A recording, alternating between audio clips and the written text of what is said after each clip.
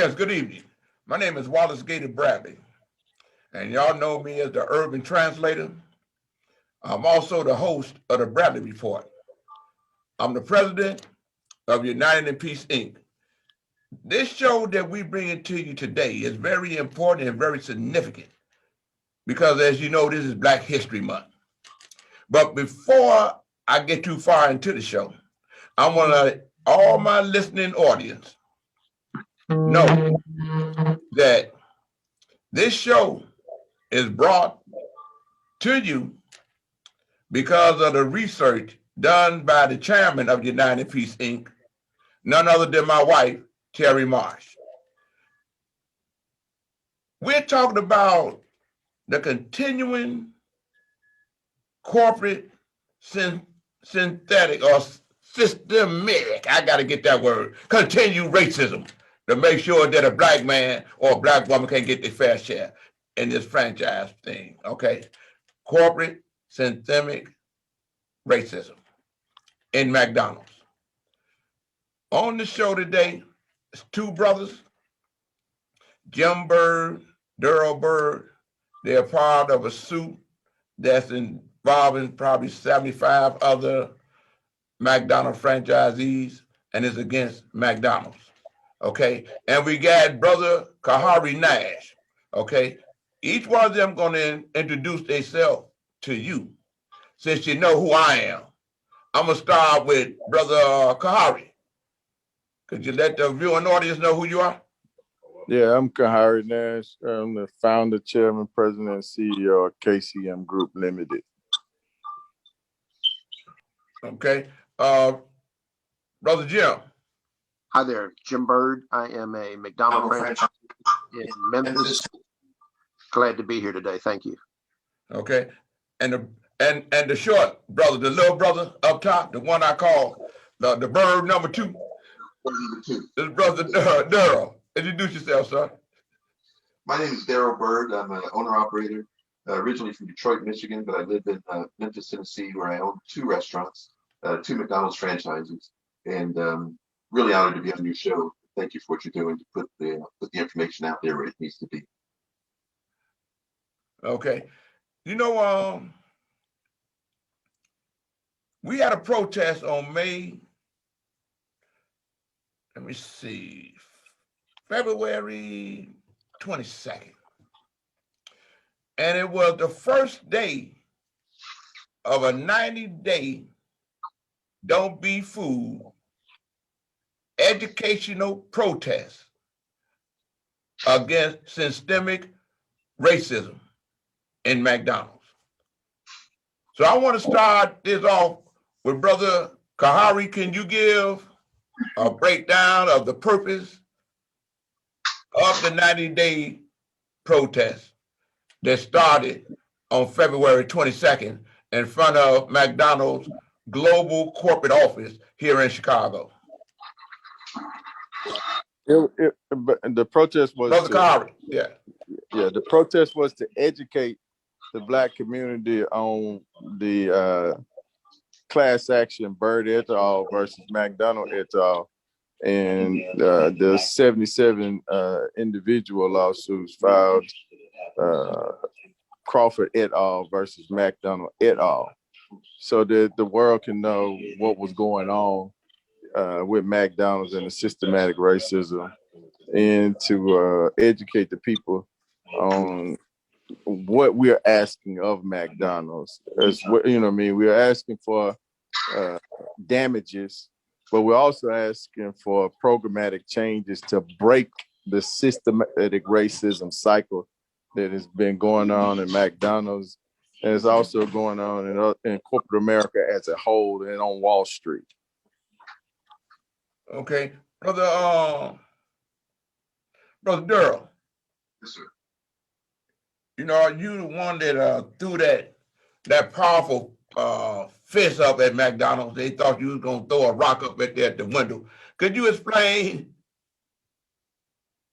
what all you realized when the people came out, the various activists from around the city, the grassroots activists, That's a great question, and I'm really happy that you asked me that because I think it was a very, I would say, an awakening for me. Um, it almost took me back to all of the books that I read, and I thought back to our forefathers that were out there toiling away in those cotton fields for free and building what has become undoubtedly the greatest nation in the history of the world, America, built on our labor for free. And though I'm being compensated for what I do with McDonald's, when I looked at that building to see this tremendous edifice that we had a chance to construct with our money, our hard labor, with our stores, with me being in there, opening at breakfast, working those lunches, making sure that we're staffed, making sure that I'm watching all the costs, keeping all the bills paid, keeping our people trained and certified. And I look to see what we've done and what we've built. And we are the largest quick service restaurant in the world. And I have a part of that. And I look at the amount of money that we bring in. And it's wonderful just to know that we're impacting the world like that. But when I look at myself as a Black man in America, and I look at the portion that is relegated to me, and when I look at the percentages and realize they're less than 2%, even 1 point, I'm embarrassed to say they are so low that it's almost as though it's a pittance. And so it made me feel humbled to see people actually come out, people that I've heard of and respected like yourself, but to see the overwhelming support from the activists, the overwhelming passion, I mean, just pure passion because they were concerned that an African-American businessman that is a franchisee in the largest quick service restaurant in the world is having to stand out here and ask, why am I being charged a higher fee to be in the same business as my white counterparts? Now, I'm not doing anything different or selling anything different. It's just the fact that I am African American, and that's very painful. You know, It was a painful. Jim, Yes. what gets me, I know the sacrifice that you and your brother are doing for a lot of other franchisees and former franchisees that are afraid to come forth and say anything about what McDonald's is doing to them. I know you guys got 75 other McDonald's that's signed on to this class action.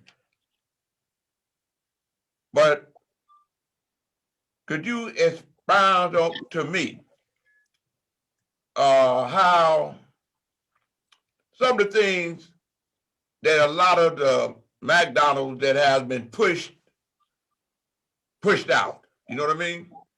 I do, and Explain that to me. Yeah, I will, and thank you for allowing me to have a few words. The I guess the impetus for me to really and for us to really move forward was around February. There was a lawsuit by two executive dynamic Black females that left McDonald's, and they filed a lawsuit. As we began to read and look at that lawsuit, and you begin to compare some numbers and research that we were doing ourselves, and you combine that with watching George Floyd die because he had a knee on his neck. And I began to look at the movement that went around the country, and young people, and they're sick and tired. And we began to look at, just in our own sphere of McDonald's, why are we still fighting in 2020 when it really started, trying to just get to a level playing field? And I began to ask myself, if not now, when? And there's a number of people who have talked about it. And when you start to look back on the progress we made in America, and then you begin to look at the shoulders that we stand on, the brothers and sisters over the years who have gone through so much, so very much to help us get to where we are. It became important and imperative to my brother and I and others that we take a stand. And we're a little older, and our forefathers stood up for us. And now we're trying to stand up for those who won't, can't, and will as we move forward. So we're just really trying to do some good and know that it's our time to make a difference.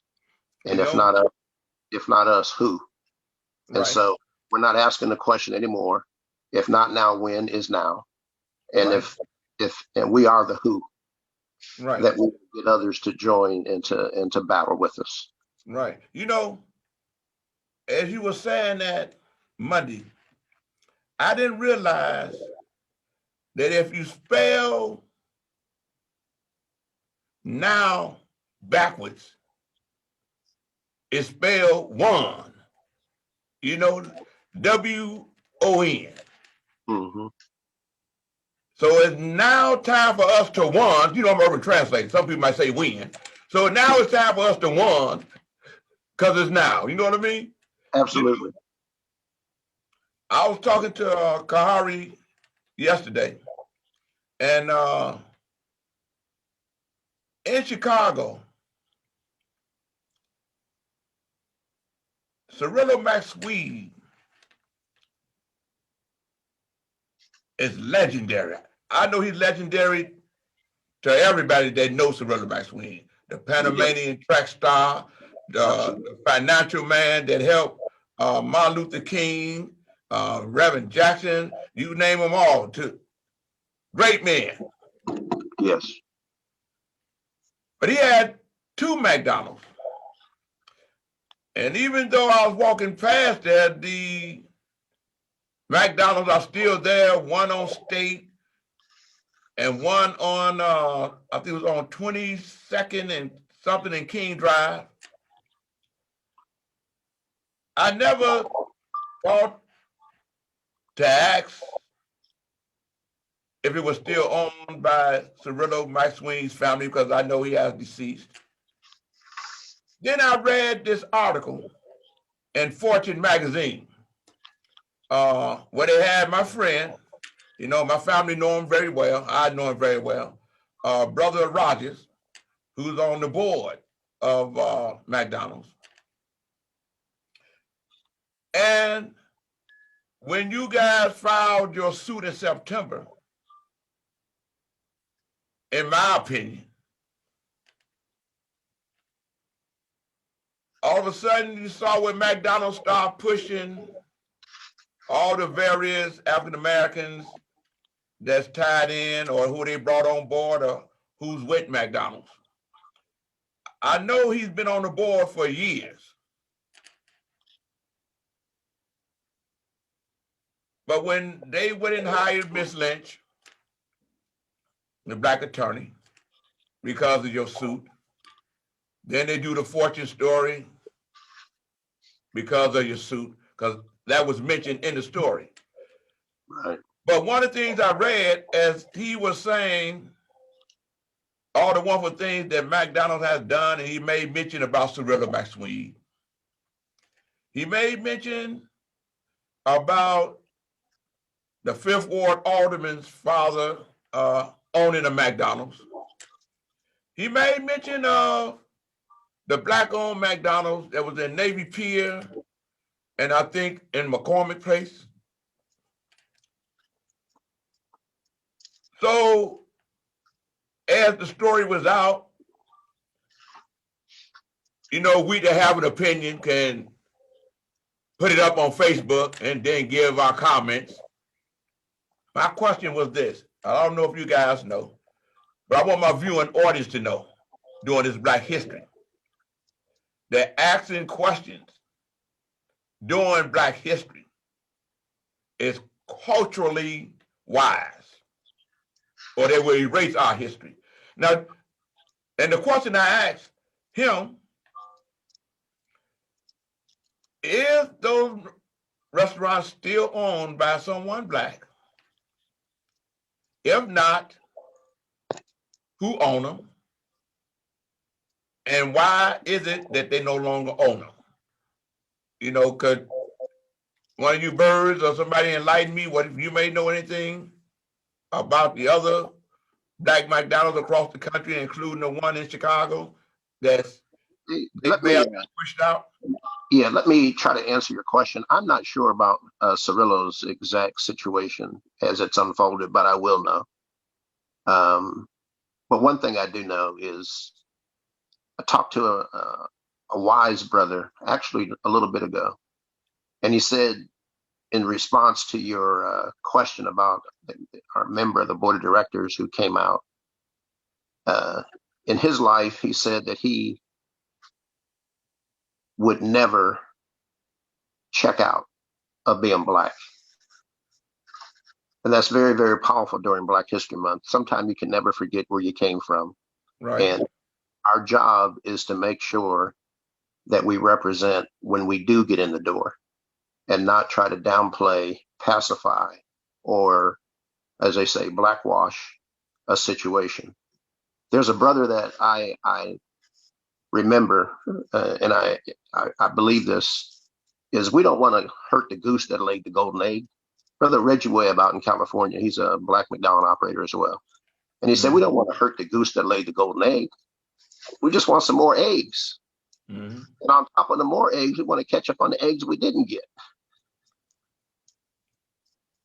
You know, Brother Kahari, at the rally and educational protest that we had on the 22nd, you ran down some numbers that caught a lot of the young activists' mind. And they was like, wow, they weren't even aware that that was happening. They wasn't aware that 30% of McDonald's gross receipts, I think it is, came from African American community. They wasn't fully aware of how the white McDonald owners had more of a benefit over the African American McDonald's. A lot of them thought that McDonald's franchises were equal under the law. So can you give me the span? Because you, Brother Kahari, you the numbers, man. You're on mute. Yeah, I'm so 30% of McDonald's gross sales comes from the black community, but that 30% is not being represented across the black advertising firms, black philanthropic organizations, as far as black suppliers within McDonald's, and it's not being represented as black franchisees. And 60% of the labor force, the McDonald's employees that work in these stores are black. So, you know what I mean? It's a disproportionate equity ratio. I don't know I ain't looked at the stock today, but yesterday, McDonald's, market capitalization was about $165 billion. And the MBMOA represents about gross sales about 2.5 billion, and it just that's around 1.5% of the market capitalization of McDonald's, and it's not the $6.5 billion in gross sales that we should represent based on the 30% of McDonald's gross sales. So you can see that there's like a $3 billion gap between what we should actually be, representing as far as the MBMOA versus what all the franchisees represent. On that note, you have made mention, and media have became aware, and that's why they were into the story, because it was almost like they were a fly on the wall if there was a meeting between you guys and the CEO of McDonald's. I'm saying that to say this. In the piece, you guys broke down the problematic thing with McDonald's and franchisees and with suppliers and all of that. And what you have presented, in my opinion, it was, here's the problem, here's what can be done, and here is what the solution would be. Now, anyone of you guys want to expand on that? Well, I know Kahari has some numbers, but I did want to just mention with McDonald's, even though you see this huge corporation, you see all of these restaurants, we're really just independent business people, kind of like a mom and pop shop. We're responsible for basically everything in that store. So when you get a restaurant, one of the most important aspect of that restaurant is the deal from the very beginning. So the deal that you strike in the very beginning has a great deal to do with your cash flow ongoing, with the amount of money that you're able to make. So just to give you an example, my brother has a restaurant, and say I have a restaurant. We both have restaurants that are both McDonald's restaurants, both built the same year. And just say, for instance, I'm Black and my brother were white. We get a store and we have the exact same store. And then you have payments on that store, of course, just like a house note or rent, perhaps. My payment, say, for instance, is going to be $20,000 a month. Now, him and I have the same store, same kind, same everything. His payment, because he's white, is going to be maybe $12,000 a month.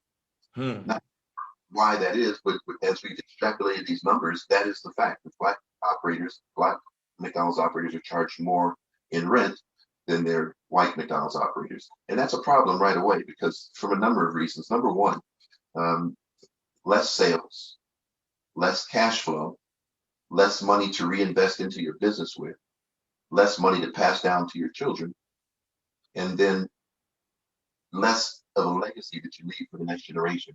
So it hits 5 points. Just that first deal and the way that deal is structured, and by me as a Black operator not having the fair opportunity, I hit 5 areas that really affect my ability to pass on a legacy to my children. And unless we're able to pass these legacies on of not only education and knowledge, but able to pass these businesses on to our children and let these businesses continue to generate cash and capital for our families, we're having a difficult time transferring wealth to our younger Black people. Let me say this, Gator. That the meeting that you was talking about that was supposedly scheduled with Chris Kempinski, the CEO of McDonald's. We didn't have that meeting, and that meeting was never.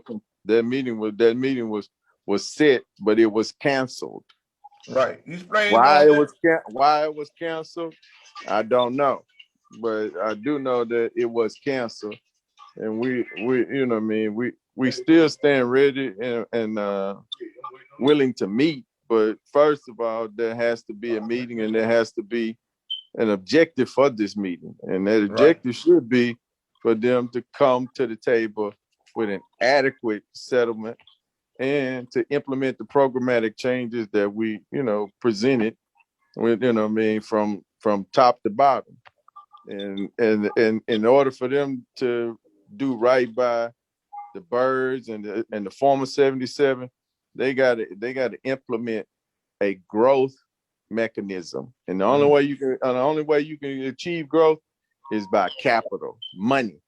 And if they're willing to show that they are committed to these diversity, equity, and inclusion, the goals and all that they have portrayed, and all of this is because of the lawsuits. And if they're there, then let them put the $500 million in the fund that's managed by Black investment banks and CFIs and MDIs, and let them show the world that they willing to not just putting lip service, they putting their money where their mouth is. Right. You know what? I'm glad you mentioned that, because I'm seeing it from a business perspective. win, lose, or draw, if I'm McDonald's, that you are asking for is minuscule because it would be a business write-off of doing business. No. It'll be a business right on. You know, it'd be a business write-off for us. No. It'll be a business right on. They'll be right on for doing the right thing. Right. That's what I'm talking about. It'll be a business write-on for the African-American franchisees, the suppliers, and all that. But business-wise, if I'm McDonald's, I can say I had to do this, so it would be right on for the community, as I'm saying, that I really care. Forget those fancy words, diversity, minority, we talking black. All that diversity and equality, it don't work because it's not a person, place, or thing. Okay? That you just explained. The other thing, let me take you a little further, right? The other thing is that they say they find challenges in making this settlement with the Birds and the 77 former Black McDonald's franchisees because they got to report that in their 10K. So my answer to them was buy the annuity. Right. Right. Hey, repeat that again, man. They can buy an annuity and pay the money out over 20, 25, 30 years. See, that's what I'm talking about. That is business sense that I know that they are aware of, and because they don't want to do that, it makes it where they are greedy. You agree? One of the things I like to put on the table, just a straight business thing, and I misspoke the other day at the rally because I got a little hyped, but the average sales of a white-owned store is $900,000 more than a black-owned store across the country, which is unconscionable. So 2.9 million for the average white, average black 2 million. That's one thing. The other thing is there were 370-ish operators at one point at the high. And right now that number has dwindled down to less than 180. And that is unconscionable as well. McDonald's Corporation has grown over the years, and we have not grown. We've actually gone backwards, and that's a concern. So you add the numbers, you add the sales gap, you add the cash flow gap. And we talked about in Memphis, the region we're in, it's $140,000 in your pocket difference, white-owned versus black-owned stores. And I was just on a Zoom call to talk about that and got it confirmed, but it's still a gap. So here we are in 2021, still talking about trying to get equal, not exceed, just be equal. Unbelievable. I got a question. That you just shared without listening to viewing audience, I'm sure the board members and the shareholders are aware of this. Would you say? I would think on a personal level with the business acumen and the all the research people and the access to consultants and things. Yes. Right. And this is what I want to say. I'm not jumping on the African Americans that's there, that's around, the few that's there. I want to make that perfectly clear. I ain't kicking you in the head because you can't make the decision that the CEO can make. But at what price trying to do what's right that people have sacrificed for the few African Americans that are franchisees, that are board members, that are shareholders, where they will be quiet and not share with McDonald's that, hey man, you got a leaky faucet. You need to fix this leak. You know what I mean? And any one of y'all help me understand that. You know what I mean? Because they had me tossing and turning last night. You know, I do know. Well, the leaky faucet belongs to the owner, and the That's what I'm owner saying. and the But owner is McDonald's. And right, McDonald's need to call the plumber and tell the right, plumber they need to fix the infrastructure in their structure, right, because the structure is systematically flawed. right. That's you know, Cardi, that's what I was saying. Now, if I'm a shareholder and I got knowledge of this leak,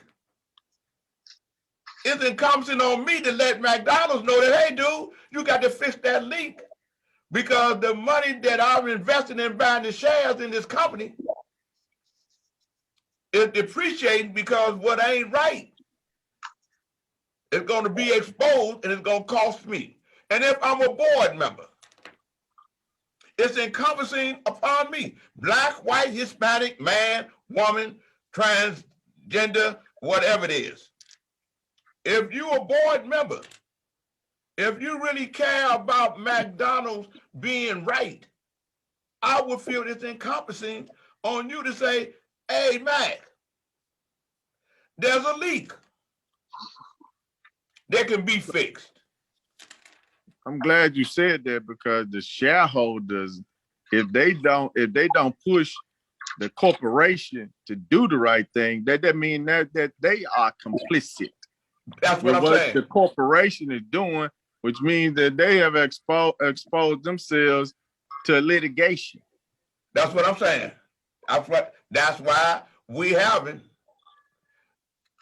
this conversation that can be recorded and played out, because what we're doing is educating the people. What I mean by that, when the Capitol was attacked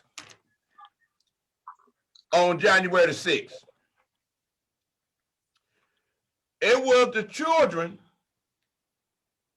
that saw their parents attacking the Capitol. And the children said, wait, Mom, you told me it was wrong.